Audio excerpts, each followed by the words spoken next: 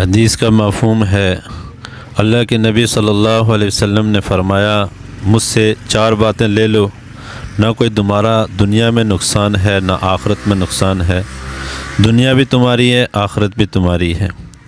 آپ نے فرمایا نمبر 1 سچ بولنا، جھوٹ نہ بولنا۔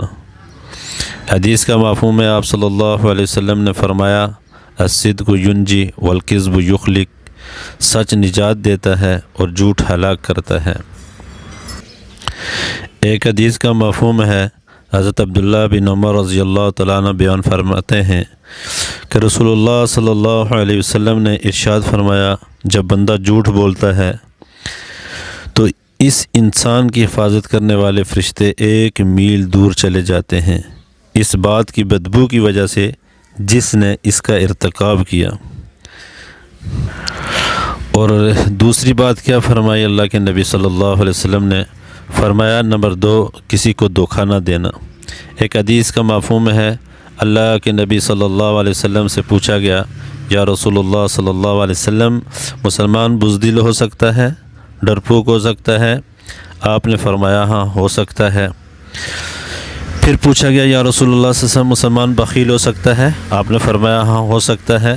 پھر آپ سے پوچھا گیا، یا رسول اللہ صلی اللہ علیہ وسلم، مسلمان جھوٹ بول سکتا ہے؟ آپ نے فرمایا میری امت میں ہر عیب ہو سکتا ہے، کہ میرے امت میں ہر عیب ہو سکتا ہے، لیکن میرا امتی جو ہے 2 کام نہیں کرے گا، ایک جھوٹ نہیں بولے گا اور دوسرا دھوکہ نہیں دے گا۔ اللہ کے نبی صلی اللہ علیہ وسلم نے فرمایا، سچا تاجر نبیوں کے ساتھ ہوگا، سچا تاجر نبیوں کے ساتھ ہوگا۔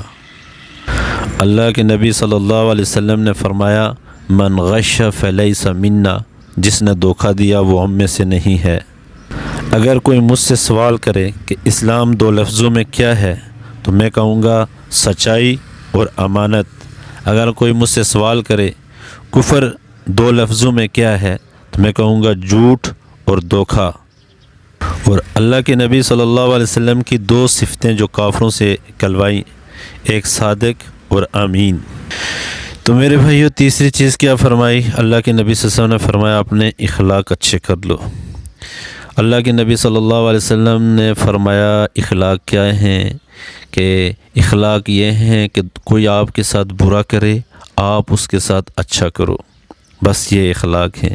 ایک حدیث کا مفہوم ہے، آپ صلی اللہ علیہ وسلم نے فرمایا، اچھے اخلاق کی 360 صفتیں ہیں، جس کے اندر ایک بھی موجود ہوئی وہ جنت میں جائے گا۔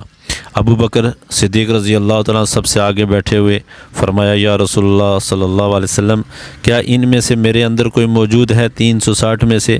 آپ نے فرمایا، ابو بکر، اللہ تعالیٰ نے تمہارے اندر 360 کی 360 بر دی ہیں۔ پھر آپ صلی اللہ علیہ وسلم نے فرمایا، میں 360 کا مجموعہ آپ کو بتاؤں؟ پھر آپ نے فرمایا، جو توڑے اس سے جوڑو، جو ظلم کرے اسے معاف کرو، جو تمہارا حق تمہیں نہ دے تم اس کا حق اس کو دو۔ یہ 3 چیزیں اپنے اندر پیدا کر لو۔ ایک حدیث میں آتا ہے، آپ صلی اللہ علیہ وسلم نے فرمایا، میں گارنٹر ہوں، ضمانتی ہوں، جنت الفردوس میں گھر لے کر دوں گا۔ اور پھر اس حدیث میں آپ نے فرمایا، جس کے اندر ان 3 میں سے ایک چیز بھی ہوگی وہ جنت میں جائے گا۔ تو میرے بھائیو اور دوستوں، ہم اپنے اخلاق اچھے کریں، جو ہمارے ساتھ برا کریں ہم اس کے ساتھ اچھے کریں۔ اور چوتھی چیز کیا فرمائی؟ فرمایا حلال کمانا، حرام نہ کمانا، حرام سے جو ہے بچنا۔ ایک حدیث میں آتا ہے، جو آدمی اپنی بیوی بچوں کے لیے جو ہے صبح سے لے کر شام تک حلال کماتا ہے، شام کو جب تھکا ہوا گھر آتا ہے تو اللہ اس کے سارے گناہ معاف کر دیتے ہیں۔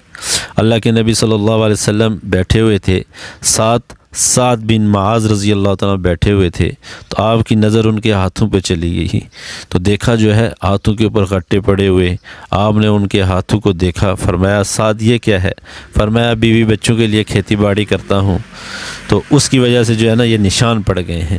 اللہ کے نبی صلی اللہ علیہ وسلم نے ان کے ہاتھوں کو چوما اور فرمایا، جس کے ہاتھ بیوی بچوں کے لیے حلال کماتے کماتے ایسے ہو جائیں تو ان ہاتھوں کو جہنم کی آگ نہیں چھوئے گی۔